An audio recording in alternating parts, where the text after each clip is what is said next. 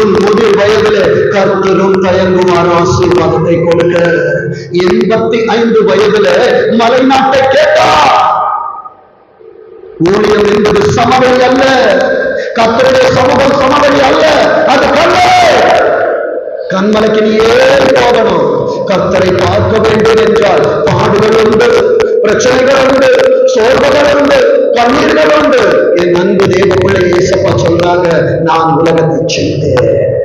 என் அன்பு தேவ பிள்ளையே, வேதம் சொல்லுகிறது பாருங்க, மலை நாட்டை எனக்கு தாரும், அங்கே ஏனாக்கியரும் அரணிப்பான பட்டணங்களும் உண்டென்று நீர் அந்நாளிலே கேள்விப்பட்டீர். ஒரு ஆசீர்வாதத்தை ஊழியக்காரன் உன் தலையில கையை வச்சு கொடுக்கிறான்னா ஏசப்பா அவங்கிட்ட ஏற்கனவே வெளிப்படுத்தி இருப்பாங்க. உன் எதிர்காலம் எப்படி இருக்கும், உன் பிள்ளைகள் எப்படி இருப்பாங்க, பிள்ளைகளின் பிள்ளைகள் எப்படி இருப்பாங்கன்னு சொல்லிட்டு என் அன்பு தெய்வ பிள்ளை